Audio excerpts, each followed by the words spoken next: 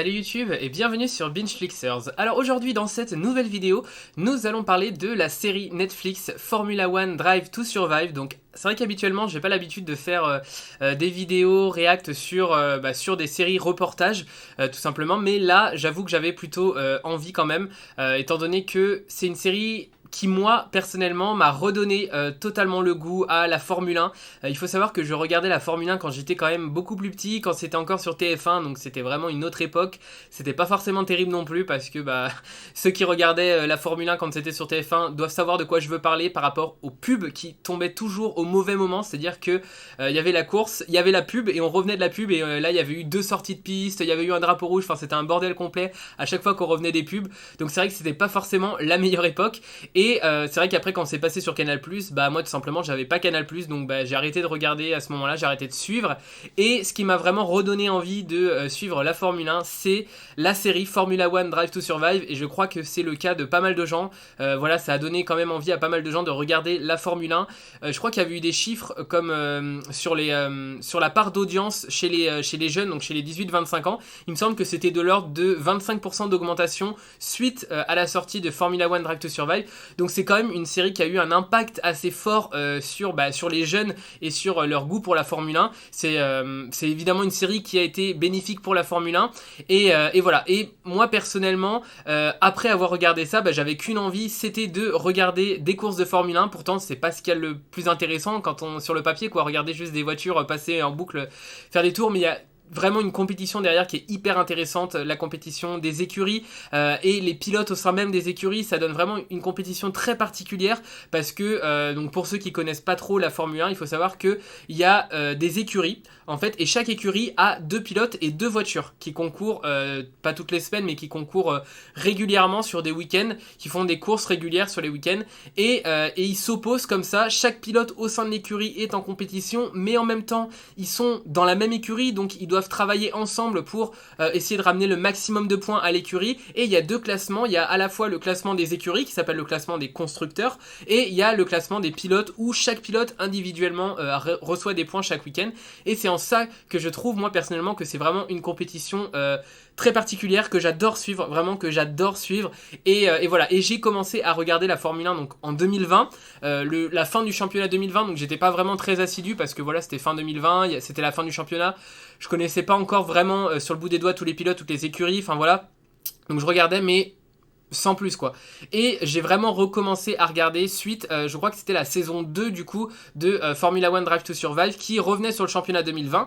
Et c'est là où je me suis dit non mais il faut absolument que je suive le championnat 2021 du début à la fin parce que vraiment ça m'a donné trop envie, genre je sais pas, la façon dont c'est réalisé, déjà je trouve que c'est quelque chose d'assez particulier avec les documentaires et les reportages Netflix. Je trouve qu'il y a vraiment un côté unique en fait à la façon dont ils développent ça. C'est il y a vraiment une sorte de suspense en fait dans toutes leurs séries documentaires ou leurs séries reportages. Il y a vraiment une forme de suspense comme ça, là où habituellement dans des séries reportages sportifs il n'y a pas forcément ça. Là vraiment il y a la patte Netflix où il y a une forme de suspense qui nous donne envie vraiment de savoir la suite, qui nous donne envie d'en apprendre un peu plus. En tout cas moi ça me fait ça à chaque fois et ça a été totalement le cas avec la saison 2 de Drive to Survive. Ça m'a donné envie de suivre le championnat de Formule 1 2021 et franchement j'ai eu de la chance personnellement parce que le championnat de Formule 1 2021 était absolument incroyable, mais incroyable. C'était un niveau de compétition mais jamais vu vraiment.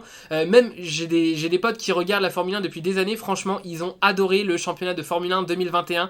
C'était un niveau d'intensité dans la compétition qui était vraiment incroyable entre Verstappen et Hamilton. Voilà, c'était un niveau mais jamais vu auparavant. Donc à partir du moment où vous aimez un peu la Formule 1, si vous tombez dans la Formule 1 sur l'année 2021, mais c'est obligé que vous avez trop envie de suivre le championnat de Formule 1. Et voilà, et franchement, moi j'ai adoré suivre cette saison. J'avais pas forcément de favoris. Voilà, il y a beaucoup de pilotes que j'aime bien. J'adore Hamilton évidemment, parce que c'est un pilote incroyable, parce que c'est une légende de la Formule 1. J'aime beaucoup Verstappen, parce que c'est un petit peu... Enfin en tout cas, quand moi j'ai commencé à regarder, c'était un peu l'outsider. Genre c'était le pilote qu'on n'attendait pas forcément et qui a performé d'une manière incroyable.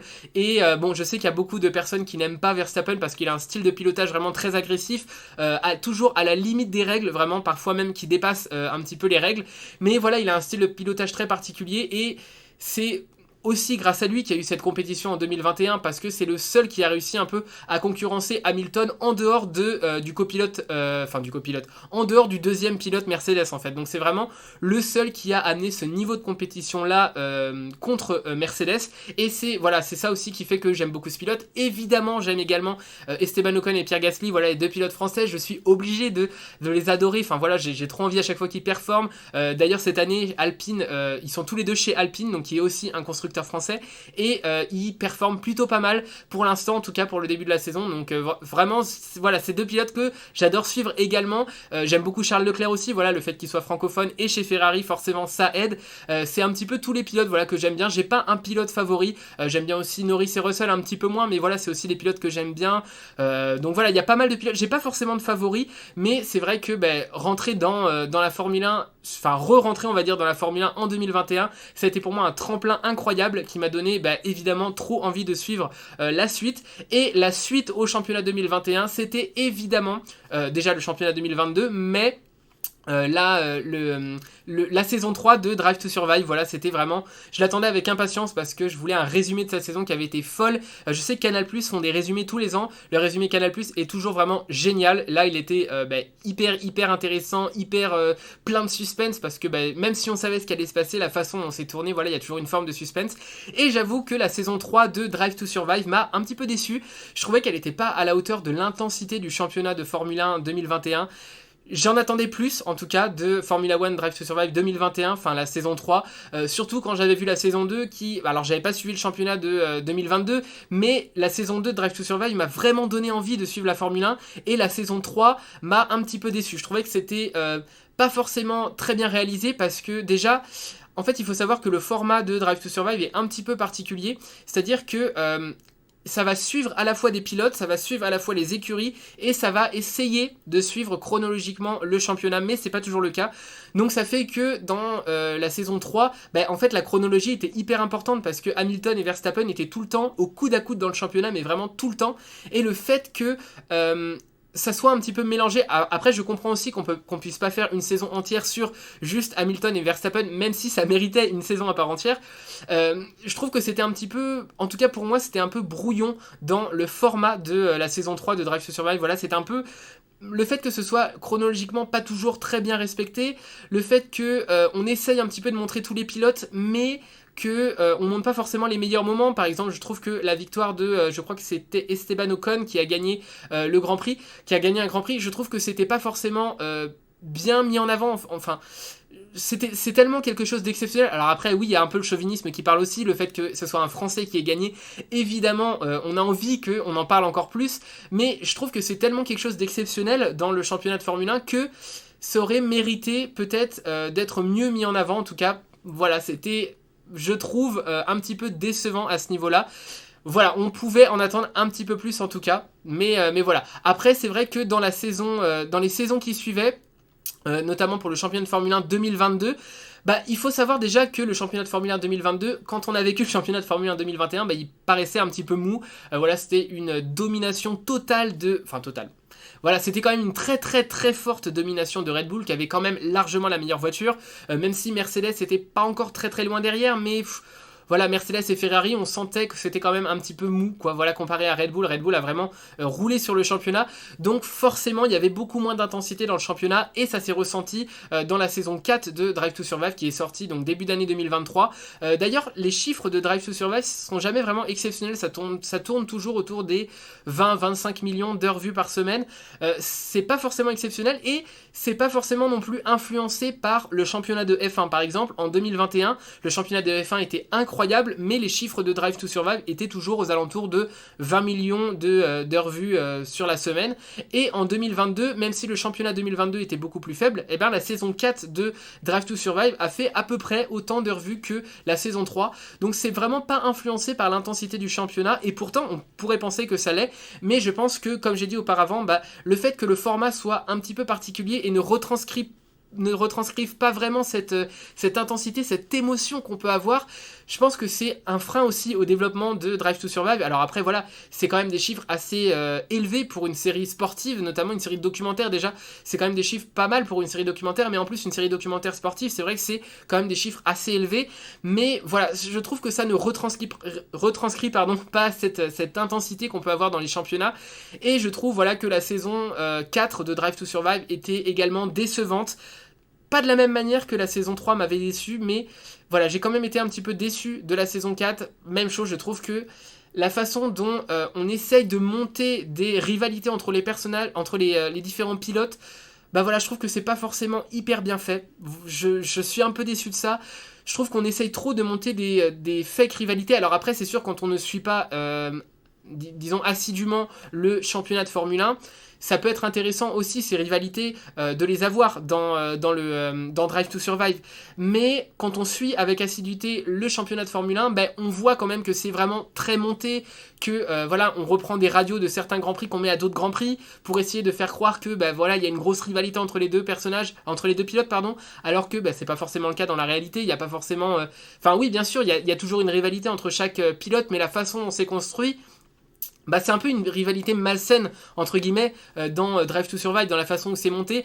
Après voilà, c'est peut-être aussi ce qui fait que quand on suit pas forcément la F1, ça nous donne envie d'aller regarder la F1. C'est peut-être aussi ça qui donne envie, je sais pas, je me rends pas trop compte parce que j'ai pas beaucoup de recul sur les saisons de Drive to Survive en tant que spectateur assidu de la Formule 1. C'est vrai que j'ai pas le même recul que pourrait avoir quelqu'un qui ne regarde que Drive to Survive ou qui regarde un petit peu les Grands Prix de temps en temps quand c'est en clair par exemple sur Canal+, parce que voilà, je sais pas, mais moi ça me déçoit un petit peu, j'en attendais autre chose en fait de Drive to Survive, surtout quand j'ai vu la qualité de la saison 2, c'était pas vraiment... Enfin, j'avais pas l'impression que ça recherchait à ce point le buzz, un peu. C'est pas que... Enfin, c'est un peu difficile de dire que ça recherche le buzz, mais... Voilà, ça recherche toujours à créer des rivalités, et je trouve que la façon dont c'est monté, dont les épisodes sont montés, dans dans la chronologie, voilà, je trouve que c'est un petit peu décevant. Je trouve que ça ne rend pas forcément honneur au championnat de Formule 1, même si évidemment voilà, c'est toujours intéressant d'avoir un résumé, mais voilà, je sais pas, la façon dont ça dépeint les pilotes, voilà, tout ça, je trouve que ça pourrait être mieux mis en place. Voilà, c'est en ça que ça me déçoit un petit peu Drive to Survive, et c'est surtout dommage parce que moi c'est vraiment la série qui m'a donné envie de me raccrocher avec la F1, c'est vraiment la série qui m'a fait redécouvrir le championnat de Formule 1, donc bah j'en attendais quand même pas mal, surtout dans la saison 3, voilà, et la saison 4, là, à la limite, c'est plus excusable, parce que c'est vrai que le championnat 2022, comme j'ai dit, était beaucoup moins intense, donc le fait que la saison 4 soit un petit peu plus molle, bah c'est plus excusable, mais en même temps, c'est décevant quand même, voilà, je reste sur une note un peu, voilà, je suis déçu sur une note un peu mauvaise quand même, vis-à-vis de Drive to Survive saison 4, je sais qu'il y aura une saison 5, je pense que je vais la regarder, mais... je pense que je vais être aussi déçu, quoi, parce que il me semble pas qu'ils aient pour option de changer la façon dont ils réalisent la série, parce que bah, voilà, elle marche toujours aussi bien que les saisons précédentes, donc il n'y a pas de raison de changer. Mais je pense que c'est une série qui est vraiment bien pour les personnes qui ne suivent pas forcément très assidûment le championnat de Formule 1. C'est pas vraiment, enfin c'est une série résumée, mais si vous suivez vraiment la F1, bah c'est un petit peu... C'est un résumé un petit peu particulier et qui rend pas forcément honneur au championnat de Formule 1, malheureusement. Voilà, donc je ne sais pas si vous regardez la Formule 1. En tout cas, si c'est le cas, n'hésitez pas à me dire ce que vous avez pensé de Drive to Survive. Également, si vous ne suivez pas la Formule 1, dites-moi aussi ce que vous en avez pensé, parce que c'est vrai que je pense que les avis peuvent être différents suivant si on regarde ou non le championnat de Formule 1 à côté de Drive to Survive. Mais voilà, n'hésitez pas à me dire ce que vous en avez pensé. Voilà, c'est toujours un plaisir pour moi de vous lire dans les commentaires. Et sur ce, je vous dis à la prochaine pour une prochaine vidéo. Salut YouTube!